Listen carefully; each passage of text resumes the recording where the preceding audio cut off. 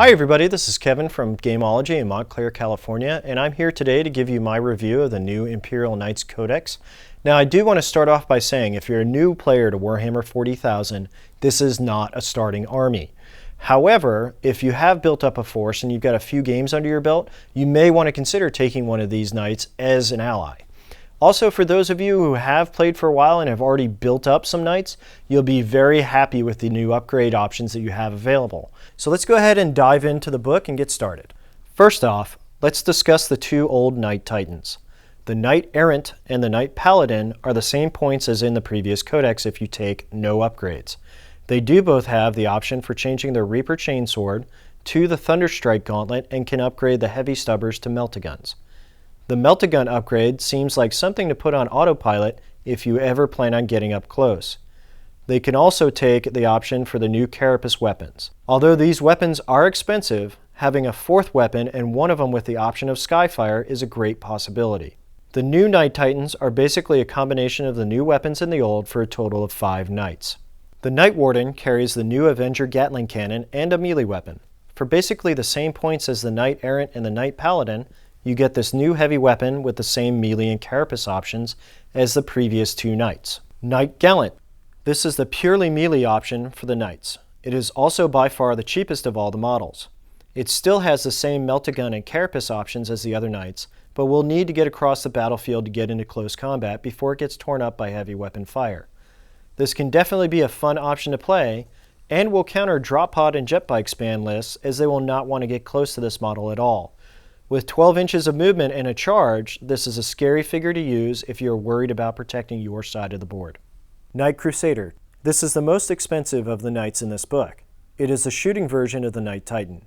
You must have the Avenger Gatling Cannon, but you have the options between the Thermal Cannon or the Rapid Fire Battle Cannon. You also have the option again to upgrade the Heavy Stubber to a Melt-A-Gun and again to take a Carapace weapon. This model has a huge opportunity to lay down heavy fire across the battlefield and is probably going to be the most popular of all the options amongst the Knight Titans. Let's next go into the new weapons. A heavy 12 rending weapon with a 36-inch range is a scary prospect. This can tear up tanks and squads. It is only AP3, so targeting Terminators may not be much of an option. The Thunderstrike Gauntlet seems like a great weapon at first. The ability to hurl dead tanks and monstrous creatures at enemies seems like a lot of fun. However, it is more costly, swings at Initiative 1, and there is no AP on the thrown vehicles or creatures.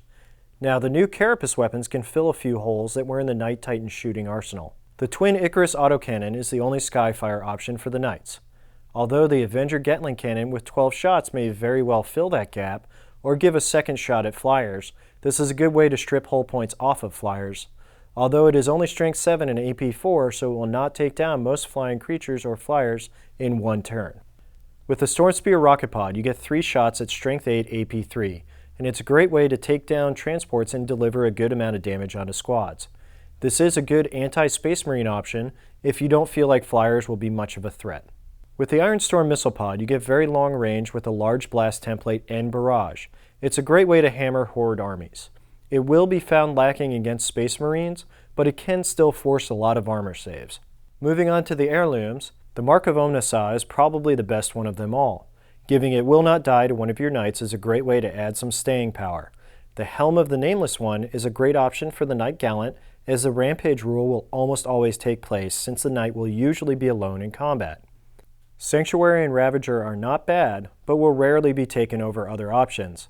The Paragon Gauntlet I don't see getting played much. The last of the heirlooms is the Banner of the Macarius Triumphant, which may be an option if you're allying a Knight Crusader with an Astra Militarum army, but is not an exciting option. The 2 detachment options are basically a primary and secondary one. The Household Detachment allows you to take a Knight Titan as your Warlord and gives all of your knights objectives secured. Your Warlord, in addition to a Warlord trait, gets +1 to his weapon skill and ballistic skill and the opportunity to take an heirloom. However, you must take 3 to 5 knights. This detachment does allow you to choose between them and all of the formations that are available. The Oath-Sworn Detachment cannot be taken as your primary and lets you take fewer knights with 1 to 3. As you may have guessed before looking at the book, each slot is a Lord of War, so the rules for Lords of War and Super Heavies apply to all your knights. The formations of the Imperial Knights have some good options, but are pretty much ensuring you're playing a full army, as the minimum number of knights for some of the formations is 3. The Exalted Court will probably be the most popular formation for the knights, if you're planning on taking them as a full army. You get 5 knights in any combination. One of them gets +2 to their weapon skill and ballistic skill, and a +1 on their ion shield and vulnerable save, while all the others get a +1 to their weapon skill and ballistic skill as well. It also allows all of your knights to take heirlooms, meaning you can easily fill a 2,000+ point list with 5 knights.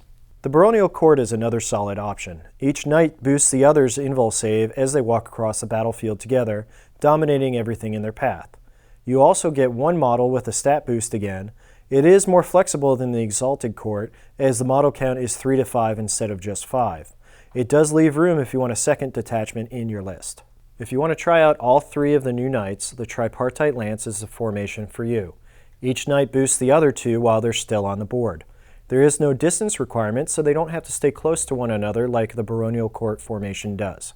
The Gallant Lance formation has 3 Knight Gallants crashing across the battlefield with the Crusader, Rage, and the ability to reroll their charge distance. This can be a good ally or primary detachment if you want to go super aggro with 3 knights. If you're like me and face a lot of flyers, the Sky Reaper Lance formation is for you. The 3 knights with the Icarus autocannon carapace and the ability to reroll armor penetration into wound rolls against flyers is amazing. They did add some cool stuff with the flavor for the knights as well. There are a lot of named characters in the fluff, as well as breaking them into 3 factions: the Imperial Aligned, Mechanicus Aligned, and Freeblades. I did ask Games Workshop a few weeks ago if they were going to add any Chaos Imperial Knights. The only answer I got, though, was that would be nice, wouldn't it? So we'll have to wait to see if our Chaos friends get any love. The last bit to discuss is Garantius. His rules came out in a White Dwarf a while back as a White Dwarf exclusive. He is not listed in the rules of the book and cannot be remade by the book itself. You can get close, but not quite there. He is still available if you can get your hands on one of the older White Dwarf, but do keep in mind that he came out before this codex and may not be allowed in some leagues or tournaments. If you are playing a friendly game, just make sure your opponent is comfortable facing an Imperial Knight character. Thank you very much for watching, and I hope you enjoyed our review of the new Imperial Knights Codex. For ordering information, email us at gameologystaff@googlegroups.com, and if you reference this or any of our other videos, we'll give free shipping in the United States. Also, please subscribe to our YouTube channel, Gameology Shop, and like our videos as well as comment on what you enjoyed about them, as well as what you would like to see us do in future videos. Thank you again for watching and have a great time gaming.